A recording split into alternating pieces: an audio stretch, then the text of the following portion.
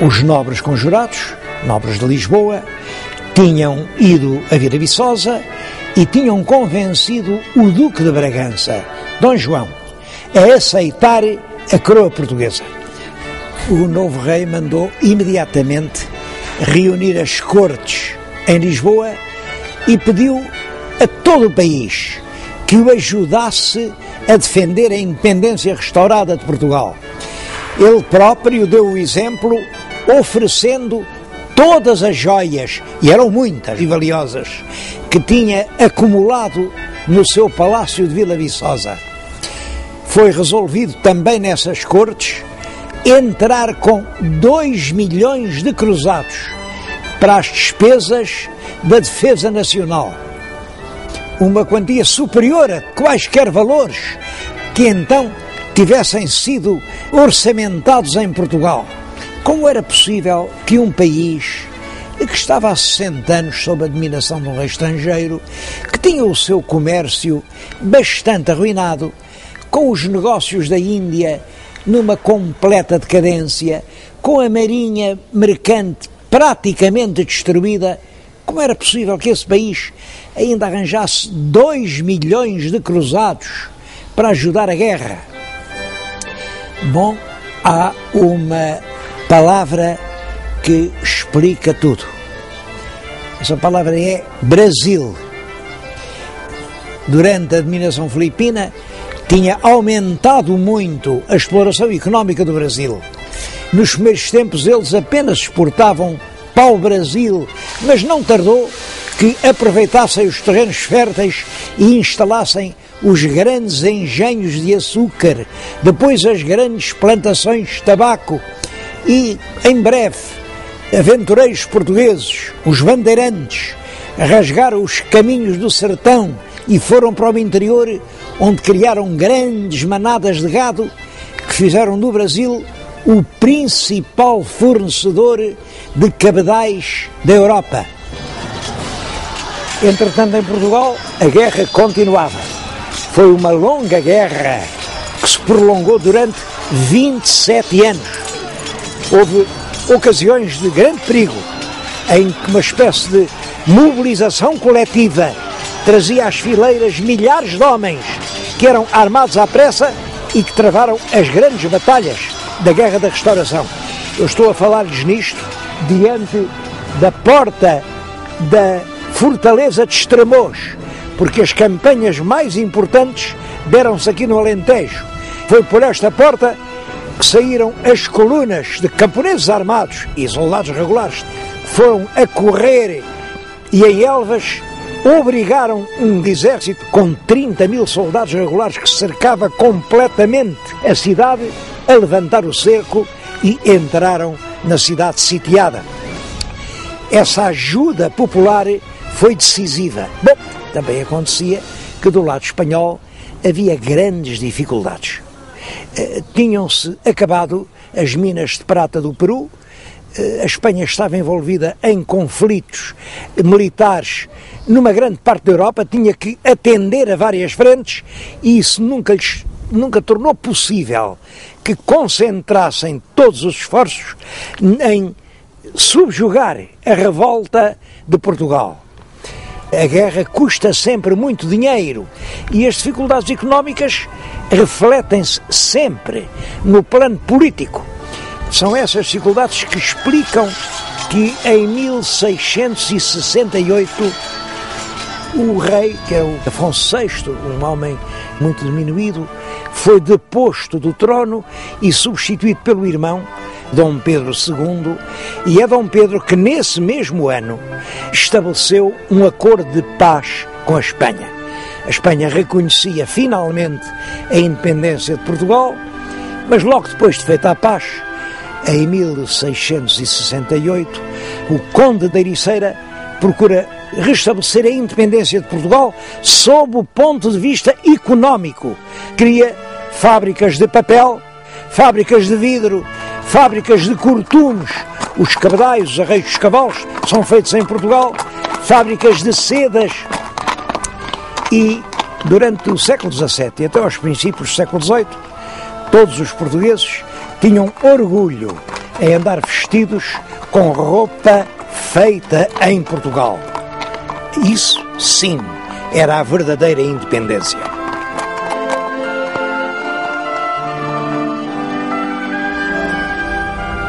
Já nos últimos anos do século XVII, 1698, 99, foram descobertos grandes aluviões de ouro numa região do Brasil que, a partir de então, recebeu o nome de Minas Gerais. O Brasil, até 1760, ano em que os aluviões começaram a esgotar-se, produziu cerca de 1000 toneladas de ouro. Tudo se resumiu a um enriquecimento temporário das finanças do Estado e à formação de algumas, mas poucas, fortunas particulares.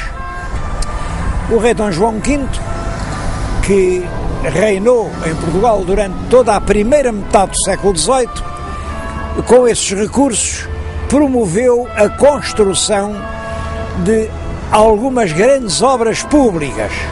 A mais célebre é este convento e palácio de Mafra, que ocupa realmente quase todo o reinado e que absorveu uma grande parte dos recursos vindos do Brasil. Construiu-se no Rio de Janeiro o Palácio do Governo, que é também uma outra grande construção. Além disso, fez-se o Aqueduto das Águas Livres, mas esse já com dinheiro do Real d'Água, portanto um tributo popular. O rei também, com o dinheiro do Brasil, pôde intervir em alguns problemas europeus, como na Guerra da Sucessão de Espanha e, por exemplo, na defesa da Europa contra os turcos, na Batalha Naval do Cabo de Matapã, que destruiu a armada turca e salvou a Europa de uma ameaça iminente. Uma excelente imagem para ilustrar essa política de prestígio do rei Dom João V é o coche que está junto de mim. Chama-lhe o Coche dos Oceanos e foi construído para tomar parte numa embaixada mandada pelo rei de Portugal ao Papa no ano de 1716. Chamam-lhe Coche dos Oceanos porque na parte de trás tem o Oceano Atlântico a dar a mão ao Oceano Índico. E esta cena é presidida por Apolo. É uma alusão evidente ao papel que Portugal tinha tido nas navegações. Há aqui outros coches dessa época e, designadamente, um dos coches em que o próprio rei Dom João V se deslocava nas suas cerimónias na corte de Lisboa.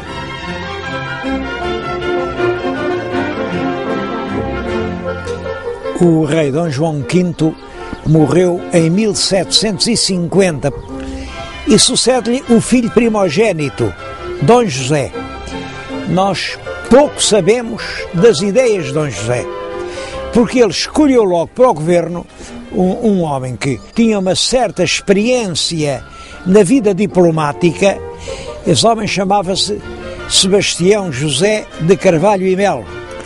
Em recompensa dos seus serviços, o rei deu-lhe depois o título de Conde de Oeiras. Estou-lhes a falar em Oeiras, aqui em frente do palácio que ele mandou construir quando era ministro. Depois, o rei deu-lhe ainda o título de Marquês de Pombal. É das figuras mais discutidas da história portuguesa. A política pombalina obedece a 4 eixos fundamentais. Primeiro, o absolutismo real. Destruir todas as forças que podiam de alguma maneira limitar o poder do rei. Essas forças eram, por um lado, a nobreza, e daí ele ter liquidado as mais altas figuras da nobreza, era o clero, mas sobretudo os jesuítas, que eram os confessores das pessoas da família real e que dessa maneira tinham um controle da política enorme.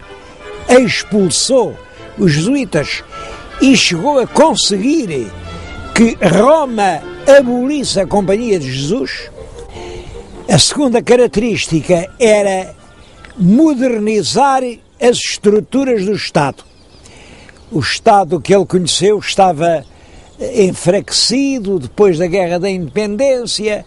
Ele introduziu reformas no exército, fez um exército moderno, na justiça, fez novas leis, na fiscalidade, organizou de nova maneira os impostos, nas escolas, fez a reforma da universidade, de maneira a dar-se ali um ensino de tipo moderno. Uma das reformas importantes que ele fez foi acabar com a distinção entre cristãos velhos e cristãos novos, distinção que no seu tempo já não fazia sentido nenhum. A terceira característica foi fomentar a economia capitalista e apoiar-se sobretudo numa classe de gente rica, a alta burguesia, que tinha nascido do ouro do Brasil. Funda grandes companhias para o comércio interno e externo. É especialmente importante a Companhia dos Vinhos do Alto Douro, que tinha o exclusivo da produção e venda do vinho do Porto. Até então eram os grandes empresários ingleses quem tinham nas suas mãos esse comércio. Depois, com a Companhia de Pombal, passa a ser o Estado e os empresários portugueses. A quarta tendência do consulado pombalino é uma tentativa de modernização do ensino em Portugal. Eram os jesuítas que tinham o ensino secundário, ele tentou substituir isso, sem êxito, pelo Colégio dos Nobres, e ele também tentou fazer uma reforma profunda da Universidade de Coimbra, baseada nos princípios modernos, do saber moderno.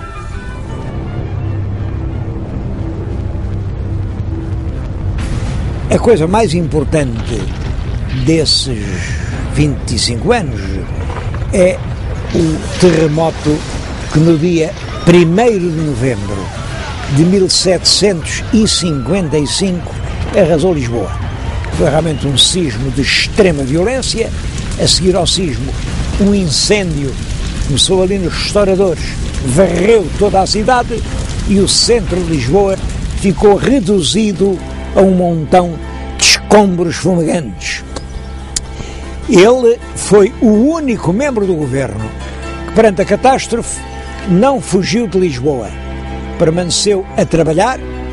Atribui-se-lhe a frase célebre quando as pessoas aterradas diziam: então e agora? Ele dizia: agora enterram-se os mortos e cuida-se dos vivos. E esta Lisboa, tal como nós hoje a conhecemos, nasceu dos planos quase pessoais do Marquês de Pombal. De qualquer maneira, é uma cidade que reflete claramente a ideia que Pombal tinha do Estado. Casas todas da mesma altura. Nem sequer as igrejas podem ser mais altas. Linhas retas, ângulos retos.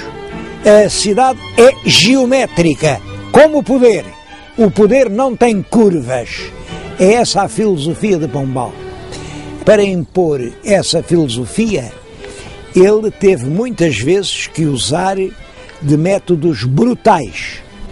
É o caso da chacina da família Távora, que ele incriminou num atentado que realmente alguém fez contra o rei. Nunca ficou claro que os Távoras estivessem realmente metidos nisso, mas eles foram cruelmente executados num patíbulo armado em Belém. Ele mandou enforcar dezenas de pessoas, incluindo mulheres grávidas, para se mostrar que o povo também tinha que ser fiel ao rei. A ação de Pombal durou 27 anos, visto que, quando o rei morreu, em 1777, a rainha mandou-o julgar e não o condenou, atendendo aos serviços que ele tinha prestado ao rei Dom José, mas deixou-o no seu exílio de Pombal. A nova rainha quis manter durante o seu reinado os rumos fundamentais da época pombalina: proteção ao comércio, à navegação e à cultura. Eu penso que um bom lugar para falar da época de Dona Maria I é este em que estou, que é os jardins do Paço Real de Queluz. Esta fachada que estão a ver foi posta assim, com este aspecto, precisamente para o casamento da Rainha Dona Maria I.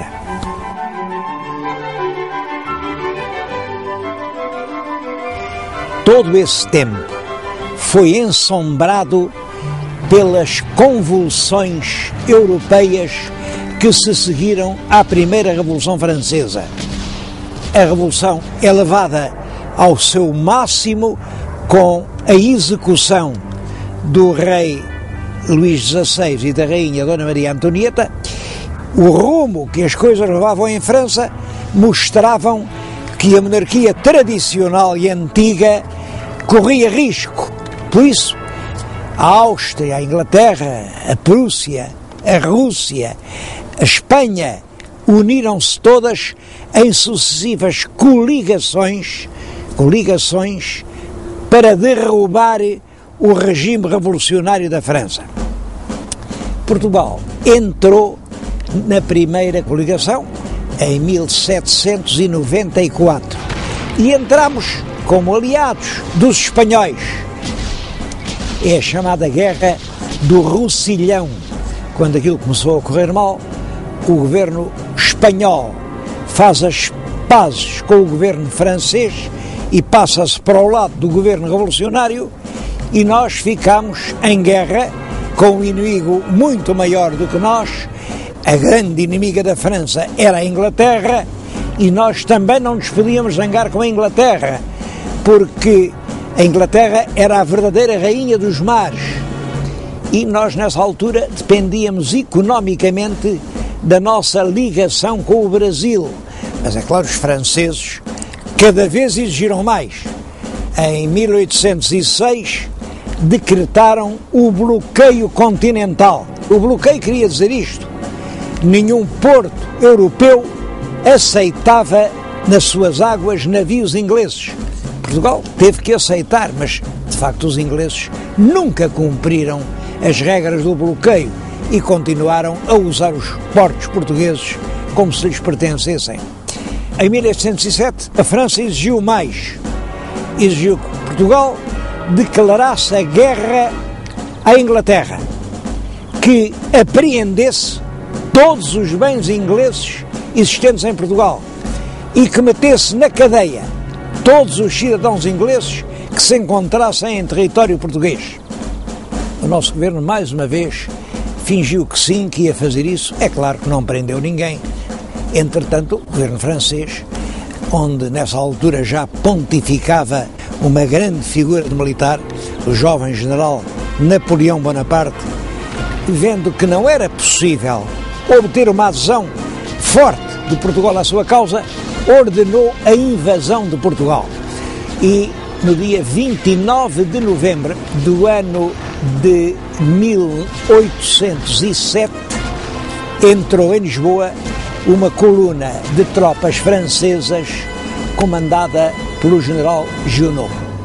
Prevenida a tempo, a corte embarcou em navios portugueses, escoltada por naus inglesas, e dirigiu-se daqui ao Brasil. Rio de Janeiro foi durante 14 anos, desde 1808 a 1822, a verdadeira capital da monarquia portuguesa. Esse facto desencadeou um rápido e enorme desenvolvimento do Brasil. A rainha tinha enlouquecido e quem governava era o filho Dom João.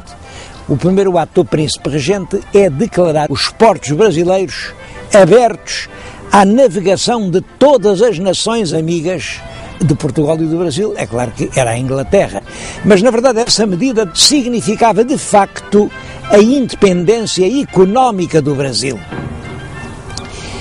Em França, a política tinha evoluído muito, porque daquela república revolucionária e sangrenta tinha-se passado a um diretório, porque na base da revolução estava a classe média, a alta classe média, queria paz, queria ordem para fazer negócios. E é isso que exprime o diretório. Do diretório passa-se ao consulado. O consulado é já uma forma de ditadura pessoal, onde se impõe Napoleão Bonaparte. É Bonaparte quem tem um plano de reforma da Europa, sob a forma de uma grande monarquia de família. Dentro dessa ideia, ele nomeia o irmão José rei de Espanha. Esse facto provoca um levantamento brutal de toda a população espanhola. A data é o 2 de maio. Não há espanhol que não saiba de cor essa data, porque é o título de um famoso quadro de Goya, em que se vêem os militares franceses a fuzilarem os populares que nas ruas de Madrid andaram a assaltar soldados franceses. Os franceses são acusados e o governo inglês julgou que estava uma boa oportunidade para desembarcar as suas tropas na península, entrar em França e poder bater-se com Napoleão. Portanto, prepara um bom exército, 8.800 homens, sob as ordens de um general muito prestigioso, o Wellesley, e pretende desembarcá-los na Corunha. Mas é curioso, os espanhóis disseram: não precisamos aqui da ajuda inglesa para nada. E eles tiveram que reembarcar e vieram até à Figueira da Foz, daquela região de Lavos. E aí, entre os dias 1 e 5 de agosto de 1808, desembarcaram no território português. O general Junot, que era o comandante da ocupação francesa, acorreu para tentar impedir o desembarque e a penetração dos ingleses, mas é batido em 2 combates violentos, o da Roliça e o do Vimeiro, e por isso ele tem que recolher a Lisboa e negocia à pressa uma convenção em Sintra. O Junot entregava Lisboa, os ingleses metiam o exército francês nos próprios navios britânicos e repatriavam-nos com todo o saque que os franceses tinham feito por toda a parte onde tinham passado. Houve um grande protesto, mas a verdade é que os portugueses não tinham tido intervenção nenhuma na guerra contra a França. Por isso, não foram chamados a tomar parte nas negociações da Convenção de Sintra. Napoleão decide então uma segunda invasão de Portugal. Era comandada pelo general Soult e entrou pela fronteira do norte. Bom, ao contrário do que aconteceu com a primeira invasão, que entrou pacificamente em Portugal, a segunda já encontrou uma enorme resistência popular. O povo das aldeias, mal armado, esperava os franceses, sobretudo nas passagens dos rios, e o general Soult teve dificuldade em entrar no porto. Conseguiu entrar, por sinal que essa entrada ficou marcada por uma tragédia. A multidão, espavorida, fugia por uma ponte de barcas. A ponte rompeu-se, ou alguém a interrompeu, e a multidão ia caindo. Isto provocou um número de vítimas enorme. Os ingleses, que estavam instalados em Lisboa, já agora acompanhados por tropas portuguesas, avançam para o norte e o general Soult não tinha forças para aguentar o ataque da força anglo-lusa e retirou. Foi novamente para a Galiza. Passado cerca de um ano, em 1810, Napoleão decide uma terceira invasão. É a invasão comandada pelo Marechal Massena. Dirige-se até à região de Coimbra, onde trava um combate muito violento com as tropas anglo-lusas, é a Batalha do Bussaco. Os franceses não conseguiram romper as linhas anglo-lusas, mas conseguiram contorná-las e dirigiram-se para Lisboa. Mas, entretanto, o Estado-Maior inglês tinha ordenado a construção de umas fortificações, as chamadas linhas de Torres Vedras. Era uma tripla linha de fortificações, muito habilmente dispostas, todas guarnecidas com muita artilharia. Os franceses nunca atacaram frontalmente as linhas, mas estiveram ali até à primavera de 1811 e nessa altura retiraram, mas foram sendo perseguidos pelo exército inglês e português. Essa guerra de Napoleão na Península Ibérica foi fatal para os seus projetos de uma Europa napoleónica, porque as tropas francesas sofreram um grande desgaste aqui, enquanto tinham que se bater aqui, e também na frente leste.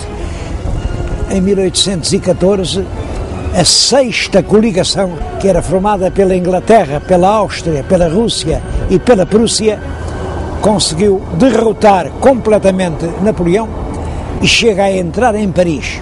O imperador é então forçado a assinar a sua abdicação e é levado pelos ingleses para a ilha de Elba. Em Portugal, a guerra causou grandes estragos. Os escritores que se ocuparam do assunto fazem este balanço: cerca de 5.000 mortos, 8.700 feridos graves, 6.500 prisioneiros ou desaparecidos, mas sobretudo é toda a nossa indústria que fica liquidada. É a corte, o rei. No Brasil, aqui quem governam são os oficiais ingleses, e tudo isso cria um enorme mal-estar entre a população portuguesa. Depois da queda de Napoleão, diplomatas e estadistas das nações vencedoras reuniram-se em Viena da Áustria. É a famosa Conferência de Viena de 1814. É na Conferência de Viena que se estabelece o Reino Unido de Portugal-Brasil. Brasil e Portugal passam a ser uma só nação. Com a Revolução Francesa tinha-se dado uma espécie de laicização da cultura. Quem é soberano é o povo, mas o povo são milhões de pessoas, não podem exercer diretamente o poder. A soberania que está no povo é delegada ou deputada em certos representantes. O governo tem que executar e pôr em prática as leis feitas pelos deputados, e há um terceiro poder, que é o judicial. Esta teoria dos três poderes são ideias que chegaram até aos dias de hoje e que ainda hoje estão na base das democracias modernas. É claro que cai Napoleão, mas as ideias continuam a expandir-se por toda a Europa. Começa a criar-se um desejo de que também em Portugal haja um Estado de tipo moderno. Para isso é necessária uma Constituição. A Constituição é a lei fundamental onde se diz como é que deve ser organizado o Estado. Essas ideias são subjugadas, claro, pelo poder instalado, mas em 1817 há uma primeira tentativa que parte dos militares de Lisboa, mas há um deles que trai o movimento. Os conspiradores são presos e foram todos eles enforcados no Campo de Santana, que por isso ainda hoje se chama Campo dos Mártires da Pátria. De certo modo ligado à conspiração estava um militar de grande prestígio, Gomes Ferreira de Andrade. Era um general português que se tinha batido em França do lado de Napoleão, é certo, era grão-mestre da maçonaria portuguesa, e esse foi enforcado na Torre de São Julião da Barra. essa repressão bastante brutal da conspiração de 1817, é claro que veio intensificar ainda mais o espírito de revolta. Foi aqui na cidade do Porto que um grupo de intelectuais, os intelectuais do Sinédrio, resolveram fazer uma revolução liberal. Essa revolução eclodiu na manhã do dia 24 de agosto de 1820. Na proclamação da revolta dizia-se: vamos convocar cortes para fazer uma Constituição, cuja falta é a origem de todos os nossos males. A revolta triunfou no Porto, pouco depois teve a adesão de Lisboa e todo o país aderiu ao movimento e assim foram eleitas as Cortes para fazer a Constituição de 1822. As Cortes Constituintes foram convocadas, reuniram-se em Lisboa, aqui neste Palácio das Necessidades. Estou-lhes a falar num ponto do Palácio que fazia parte exatamente da sala onde estiveram reunidos os deputados das Constituintes de 1820, e a primeira preocupação é realmente o problema do rei. O rei está no Brasil e as Cortes não admitem que o rei esteja no Brasil. Portanto, intimam-no a regressar a Portugal. O rei Dom João VI aceitou a intimação, embarcou, mas antes disso designou o filho mais velho, Dom Pedro, como regente do Brasil. As Cortes aqui entendiam que o rei não podia designar regentes e, portanto, destituíram-no e exigiram que também o príncipe Dom Pedro regressasse a Portugal. A forma como os assuntos do Brasil foram tratados aqui nestas Cortes revela um completo desconhecimento da realidade brasileira. Perante a ordem de voltar a Portugal, o príncipe Dom Pedro, regente do Brasil, não a aceitou. E no dia 7 de setembro de 1822, quando ia de Santos para São Paulo, no lugar de Ipiranga, fez a famosa proclamação: camaradas, as Cortes de Lisboa querem escravizar o Brasil. Cumpre, portanto, declarar já a sua independência. Estamos definitivamente separados de Portugal.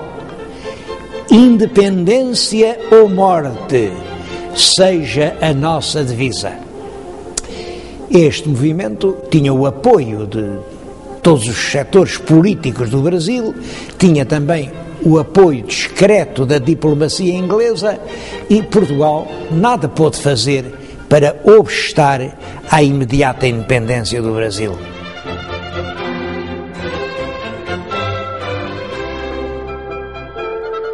Em maio de 1823, logo no primeiro ano de vigência da nova Constituição, há em Lisboa uma revolta militar. Ficou conhecida pelo nome de Vila Francada, porque o projeto era levar os regimentos da guarnição de Lisboa a saírem da capital, irem-se concentrar em Vila Franca de Xira, e realmente em Lisboa ficou só o Parlamento, que realmente se viu impedido de funcionar. O rei suspendeu a Constituição, dizendo que a maioria do povo realmente não queria a Constituição e tentou manter um governo prudente, o que não era nada fácil. De um lado, havia a população das aldeias, havia o clero, havia muitos comerciantes que estavam realmente desiludidos com a independência do Brasil, havia os grandes proprietários, havia a alta nobreza. Toda essa gente entendia que a Constituição era um mal e que era preciso regressar à monarquia absoluta. Mas também havia as camadas intelectualmente mais evoluídas, uma grande maioria de estudantes da universidade, uma parte pequena do clero, um grande número de oficiais do exército que já estava nessa altura muito doutrinado pela maçonaria, e toda essa gente entendia que a história nunca anda para trás. Era fatal que Portugal entrasse na via das nações modernas com uma Constituição. Dom João VI, discretamente, tentava fazer uma política que contentasse a gregos e a troianos. É isso que provoca uma segunda revolta. A revolta da Abrilada, chama-se-lhe Abrilada porque foi no dia 30 de abril de 1824. Agora é o infante Dom Miguel que reúne na Praça do Rossio todos os regimentos da guarnição de Lisboa, vai à casa dos ministros do rei, prende-os e exige abertamente uma mudança de política mais clara. Quem salvou a situação foi o corpo diplomático. Eu estou-lhes a falar agora no Palácio da Bem-Posta. Vem aqui o corpo diplomático, entram forçando as guardas, levam o rei para uma grande nau inglesa que estava fundeada no Tejo, e é desse navio, agora já com a proteção dos ingleses, que o rei chama a bordo o infante rebelde Dom Miguel e lhe dá ordem para sair do país. O infante, sem forças, teve que cumprir a ordem real e exilou-se em Viena da Áustria, onde ficou até 1826, que é a data da morte do rei Dom João VI. O rei deixa 2 filhos varões, Dom Pedro e Dom Miguel. Dom Pedro é o primogênito que deve suceder a seu pai. Mas Dom Pedro não iria trocar o seu trono imperial brasileiro, onde estava com todo o poder, e mesmo que ele quisesse fazer isso, não poderia, porque os brasileiros não consentiriam que o seu imperador fosse outra vez rei de Portugal, porque isso podia representar um perigo para a sua independência. Pouco antes de morrer, Dom João VI assina um decreto nomeando uma junta de regência, que é presidida pela infanta Dona Isabel Maria e que é constituída por políticos muito moderados.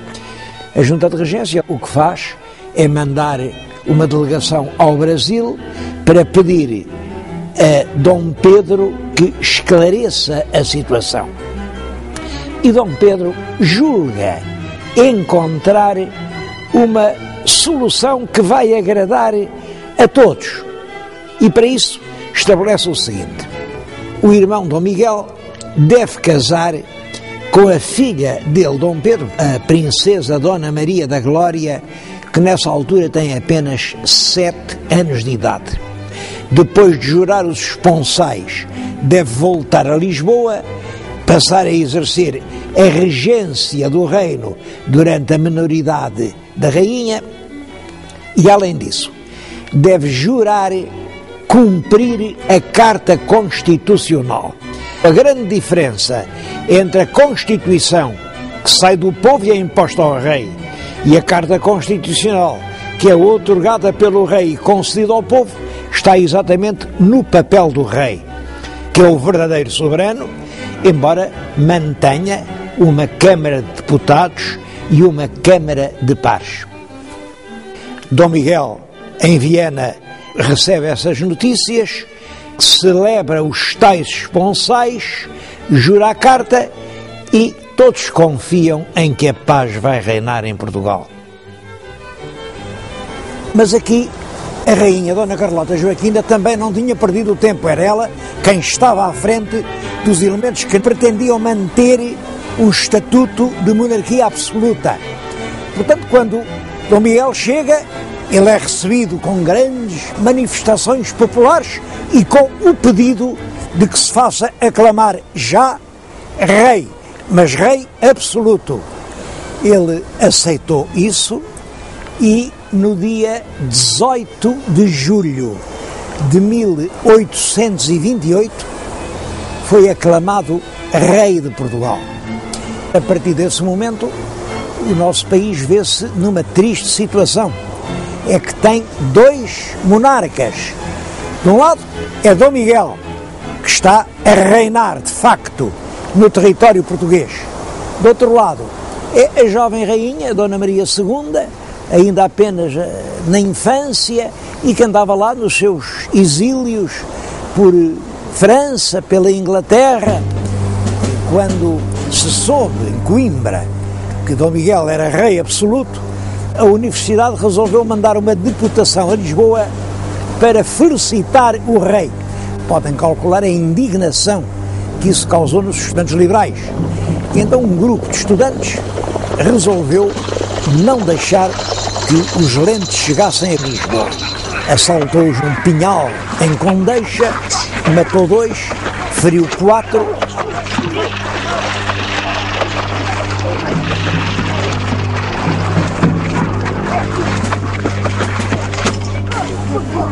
Os rapazes foram todos apanhados e foram enforcados em Lisboa. Tanto a natureza do crime, alunos que matam os seus mestres, como a ferocidade da repressão, causaram uma imensa emoção no país. É também nesse clima de consternação que se dá uma grande revolta militar.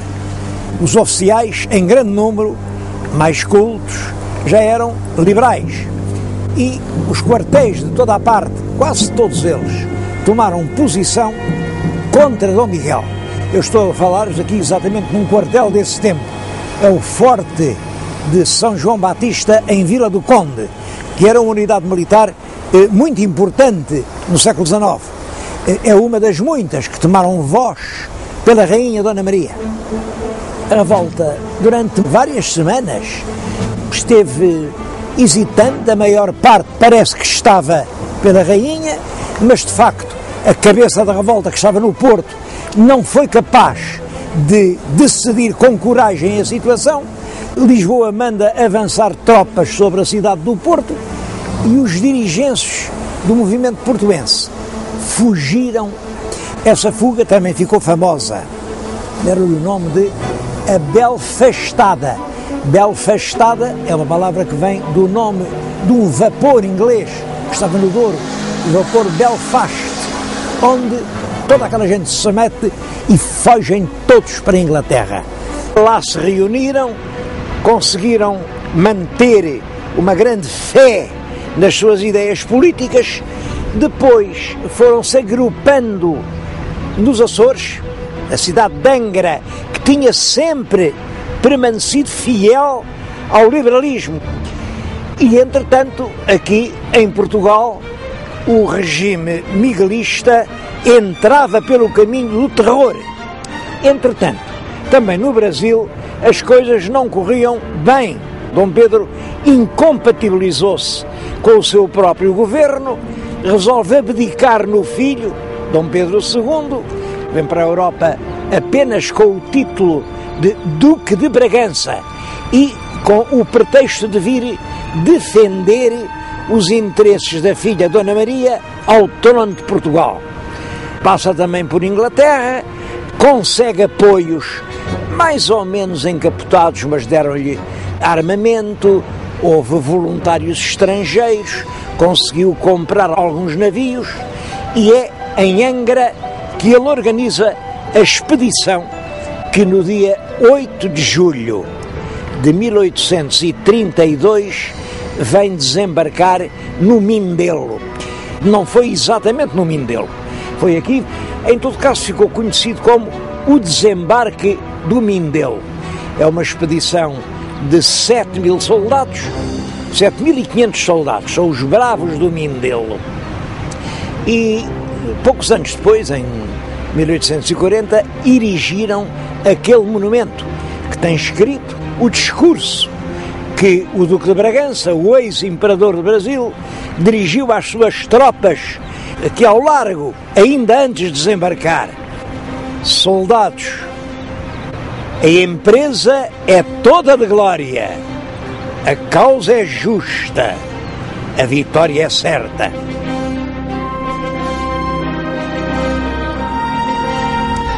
Dali marchou para a cidade do Porto, onde entrou sem encontrar qualquer oposição. Mas Dom Pedro esperava uma recepção entusiástica, não só no Porto, mas em todo o país. Pensava que o povo português estava subjugado por um poder tirânico e cruel e que, portanto, ia aclamá-lo como um libertador.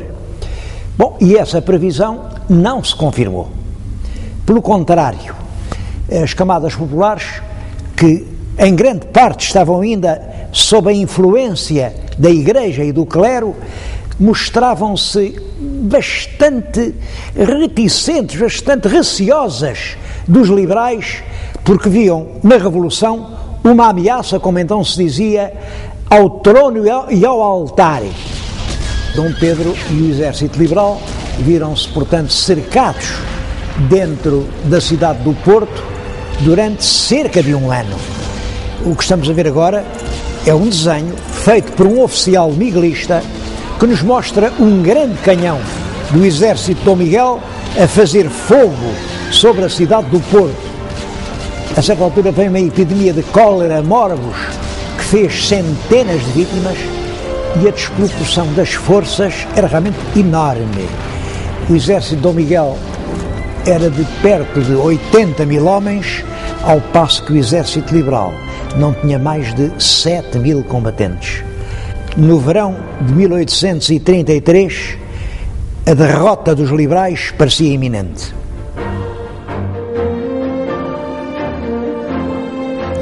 O comando liberal, para aliviar a enorme pressão que estava a ser feita sobre o Porto, resolveu embarcar algumas tropas para as ir desembarcar no sul do país e dessa forma atrair lá uma parte do exército miguelista que estava a atacar o Porto. Sai uma pequena expedição por mar, vai desembarcar no Algarve, no sítio de Cacela a Velha.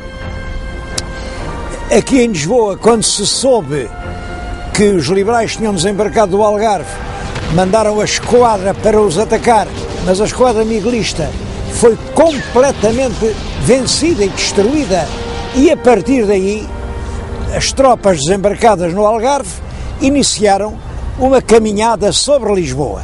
Não havia guarnição nenhuma, nem no Algarve, nem no Alentejo. Vêm rapidamente, no mês chegaram ali a Cacilhas. É em Cacilhas que se opõe a primeira resistência, primeira e última, porque as tropas miguelistas que tentaram deter os liberais foram completamente derrotadas. Os barcos liberais atravessam o Tejo e no dia 24 de julho de 1833 vêm desembarcar aqui, mas o ponto do desembarque está marcado pela estátua ao Duque da Terceira, que era o oficial-general que comandava realmente essa expedição. Também a avenida que começa aqui chama-se Avenida 24 de Julho. O facto dos liberais agora terem a capital do país na sua mão veio abrir-lhes possibilidades inteiramente novas.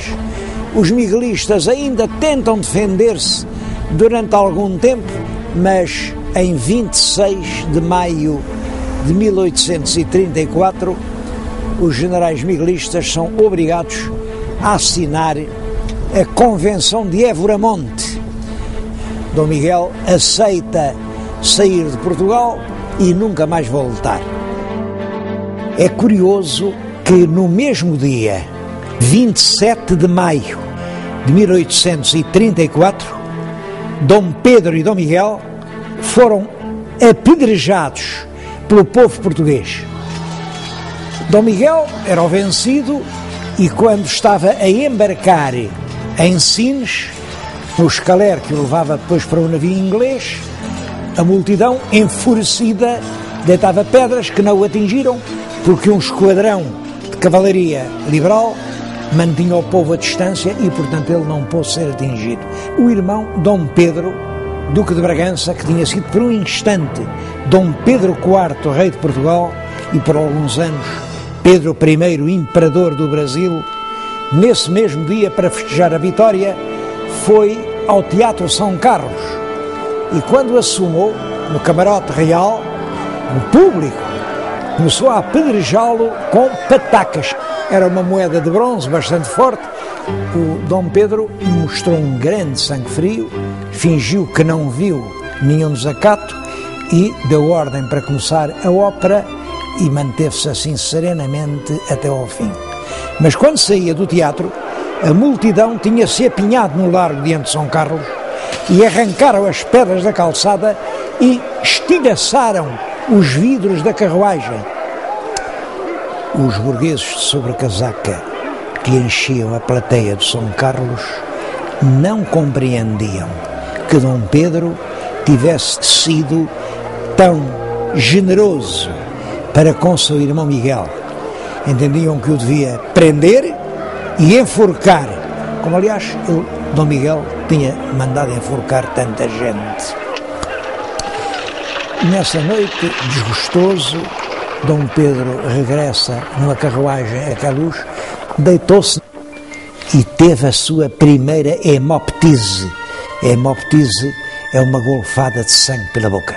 Durante os trabalhos violentos da Guerra Civil, ele tinha sido atingido por uma tuberculose pulmonar que não tinha curado. Nem então a medicina tinha maneira de curar. Este é o quarto Dom Quixote. É realmente uma das divisões mais bonitas da nossa arquitetura do século XVIII. Representa cenas da história do Dom Quixote, do Cervantes, e foi aqui que Dom Pedro, Duque de Bragança, que conquistou as instituições liberais para Portugal, terminou os seus dias.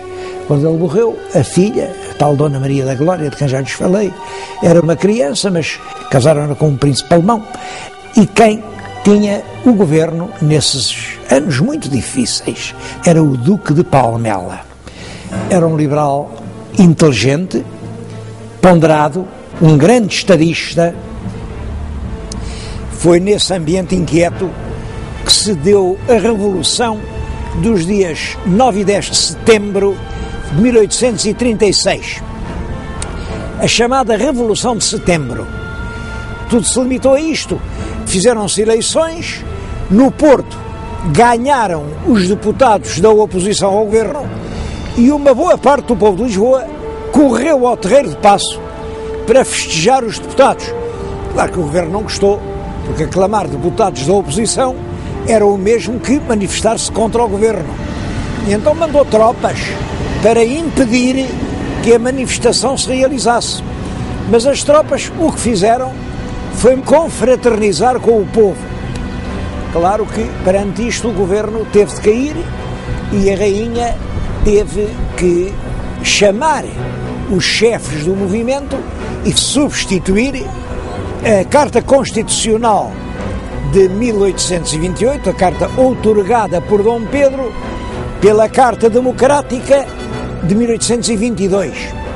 A rainha teve que ir ao Palácio das Cortes e jurou que cumpriria a Constituição e punha de parte a Carta.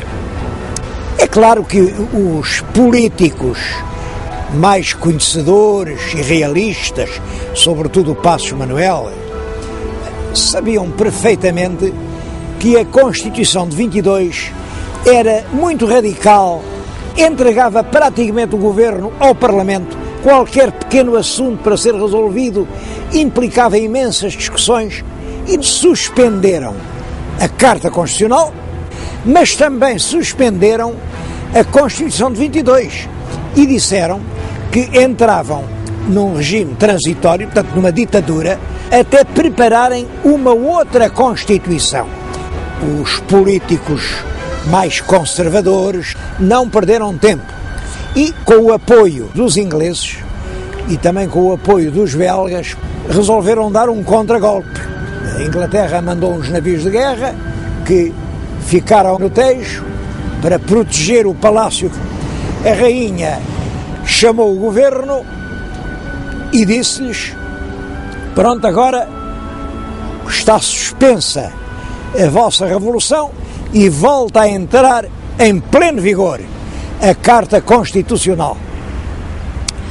Mas os revolucionários, que tinham realmente o apoio do povo, juntaram milhares e milhares de pessoas, marcharam sobre Belém e aqui a rainha, sem tropas para se defender, foi obrigada a desistir do seu contragolpe.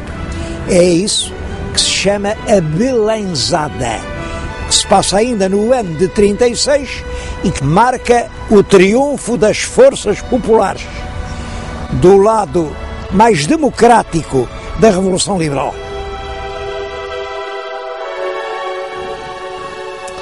Depois de falhada a tentativa da Belenzada, entrou-se num período de rápidos progressos materiais e de progressos também na cultura. O governo fez medidas de proteção ao ensino primário e criou muitas escolas. É nessa altura que são fundados os primeiros liceus portugueses, é fundada a Academia de Belas Artes no Porto, a Escola do Exército em Lisboa e, em especial, a Escola Politécnica de Lisboa, que veio instalar-se no mesmo edifício onde o Marquês de Pombal tinha instalado o Colégio dos Nobres. Já o Pombal utilizou o edifício que tinha sido construído pelos jesuítas para o noviciado da Cotovia. O homem que está à frente de toda essa política de grandes melhoramentos é Passos Manuel, que é realmente um homem lúcido, mas que abandona o governo. Ele preparou o texto de um decreto para o Parlamento em que criava o lugar de subsecretário de Estado, porque entendia que os ministros tinham muito que fazer e tinham que ser coadjuvados por subsecretários de Estado. O Parlamento entendeu que era despesa a mais e reprovou o decreto. Então, o Passos Manuel, o nome dele era Manuel da Silva Passos, abandonou o governo. A situação política continuava muito crispada. O Marechal Saldanha e o Marechal Duque da Terceira, à frente da maioria do exército, tentam apoderar-se de Lisboa. Mas o governo dispunha de tropas e até dos batalhões populares, fez-lhes frente e vieram a travar uma batalha sangrenta, morreu muita gente no chão da feira, perto da Vila da Batalha. Foram derrotados e abandonaram o país. Entretanto, em Lisboa, tinham já concluído a nova Constituição de 1838. Tentava estabelecer realmente harmonia entre as várias tendências políticas do país, mas pouco tempo durou, porque, entretanto, Costa Cabral, o Ministro da Justiça, no Porto, proclama solenemente em vigor a Carta Constitucional. É claro, é um golpe de Estado que deixou perplexas as forças de Lisboa, mas poucos dias depois Lisboa adere e assim se regressa ao cartismo, depois do breve intervalo aberto pela Revolução de Setembro. Costa Cabral foi um dos políticos portugueses mais polémicos do século XIX. Começou realmente a sua vida política como chefe dos arsenalistas. Os arsenalistas eram trabalhadores do Arsenal de Lisboa e que se tinham organizado numa espécie de milícia que dispunha até de baterias de artilharia. Os arsenalistas chegam a ser realmente uma preocupação para o governo e ele entra no governo como Ministro da Justiça para esmagar os arsenalistas. Em março de 1838, as tropas do governo conseguiram atrair o batalhão dos arsenalistas ao Rossio, rodearam-no de forças de todos os lados e ali metralharam-nos. Houve muitas vítimas e desde então os arsenalistas dissolveram-se.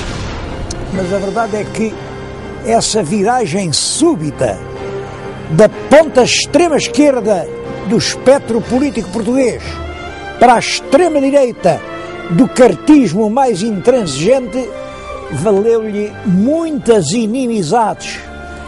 Há centenas e centenas de caricaturas em que lhe chamam tudo, a começar por ladrão. Prestou grandes serviços ao país e a ele próprio.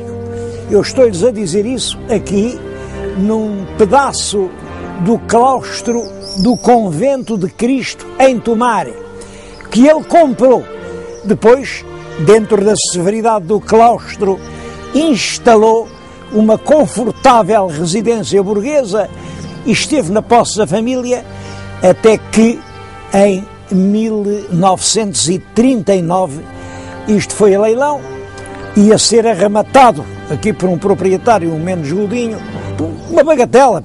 E quando ia a terminar o leilão com a terceira martelada, um sujeito que estava ao fundo da sala, vestido de preto, que ninguém sabia quem era, mas que o Ministro das Finanças tinha mandado ao leilão, antes da terceira martelada disse: alto, ópito por parte do Estado. Desde então, este monumento nacional é outra vez nacional.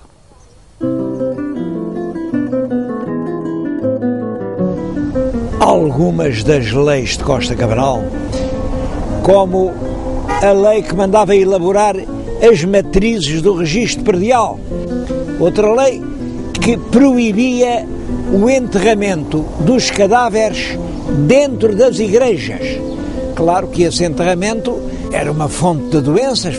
Bom, mas essas leis provocaram nas regiões, enfim, menos desenvolvidas do país um grande descontentamento popular.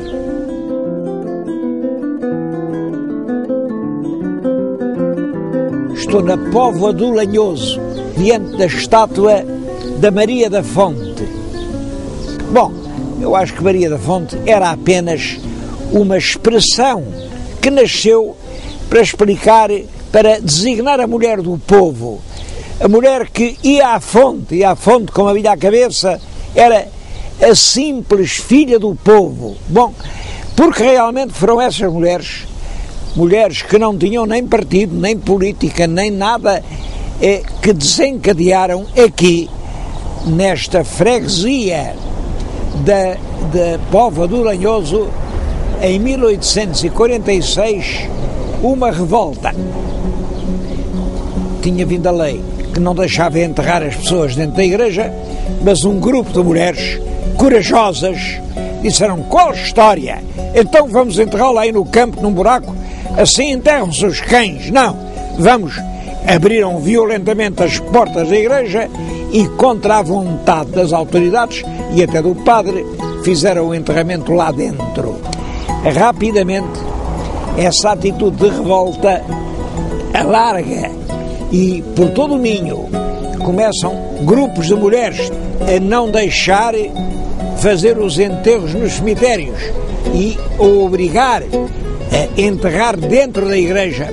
Começam a assaltar as conservatórias do registro civil, porque diziam que aquele registro que eles estavam a fazer, propriedade a propriedade, tem tantas oliveiras, tem tantos pés de vinha, aquilo era para vender o país aos ingleses. É todo o país, ao norte do Tejo, que se levanta numa revolta imensa. Por detrás do descontentamento do povo ingênuo estavam os partidos que aproveitaram aquele levantamento popular para derrubar o governo. Uma das cantigas que se cantavam nessa altura era: olha, a Maria da Fonte não é mulher como as mais, traz pistolas à cintura para matar os cabrais. Esse ódio aos cabrais vinha dos setembristas, mas foi indispensável mandar embora os cabrais. A verdade é que a rainha demeteu o governo, mas 2 ou 3 meses depois voltou a chamar o mesmo pessoal político. A esse regresso do pessoal demitido em consequência da Revolução da Maria da Fonte, chamou-se a emboscada. A emboscada, porque a verdade é esta: a rainha tinha prometido mandar embora os cabrais e afinal não fez. E a emboscada provocou uma indignação enorme. É a revolta da Patuleia. Esta palavra Patuleia tem originado umas certas especulações. Há até aí livros onde se diz que Patuleia vem de pata ao léu. Isto é um disparate completo, porque nessa altura toda a gente andava com os pés descalços. Toda a gente do povo, naturalmente. O povo andava com o pé descalço. Portanto, Patuleia é um espanholismo. A palavra aparece em Espanha, na mesma altura, meados do século XIX, e Patuleia quer dizer tropa indisciplinada. A verdade é que a Patuleia ia ganhando a guerra. A guerra durou quase um ano, desde outubro de 1846 até junho de 1847. Durante todo esse tempo, os portugueses mataram-se uns aos outros. Quando as tropas da Patuleia estavam prestes a apoderar-se de Lisboa, intervêm as grandes potências da Europa da Quádrupla Aliança. Quádrupla Aliança é um nome muito solene para designar um acordo que existiu entre a Inglaterra, a França, a Espanha e Portugal. Estes 4 países puseram-se de acordo e obrigaram os adversários a fazer as pazes. Eles reuniram-se num edifício nos arredores do Porto, que é num lugar do Gramido, fica perto do Rio Douro, e ali se assinou a Convenção do Gramido. Em junho de 1847, punha assim termo a uma guerra civil com o qual ninguém teve nada a ganhar. Esse período de revoltas e contra-revoltas, de constantes choques políticos e lutas fratricidas entre os portugueses, só tem o seu ponto final com a regeneração. Uma revolta militar que ocorreu no ano de 1851. A revolta, esfiada pelo Marechal Saldanha, teve a sua origem aqui no Porto, mas todo o país rapidamente aderiu. Ao governo competia liquidar a revolta, mas o general em chefe das Forças Armadas, o próprio marido da rainha, o rei Dom Fernando de Saxe-Coburgo-Gotha, põe-se à frente do exército e vem a caminho do Porto, mas tão lentamente, parando em cada sítio, inclusivamente quando encontrava tropas que se dirigiam para o Porto para alinhar na revolta, dizia com toda a gentileza: fazem favor de passar, fazem favor de passar. Bom, é claro que tudo indica que o próprio rei Dom Fernando estava metido nessa conspiração, à qual não foi alheio um homem muito inteligente, que era Alexandre Herculano. Deram-lhe o nome de regeneração a essa revolução, porque a ideia de regenerar, quer dizer, voltar a uma pureza primitiva, é uma aspiração que houve sempre em Portugal. Chamou-se regeneração à Revolução de 1820, chamou-se regeneração à usurpação de 1828, chamou-se regeneração ao triunfo liberal, chama-se regeneração agora, esta revolta de 51, vai-se chamar sempre regeneração a toda a transformação política, o que significa todas elas pretendem que estão a voltar a um passado, mas a um passado limpo de todos os seus males, de todos os seus vícios. Logo no ano seguinte, em 1852, foi decretado um ato adicional à Carta Constitucional, que veio atenuar muito as discordâncias que havia entre cartistas e setembristas.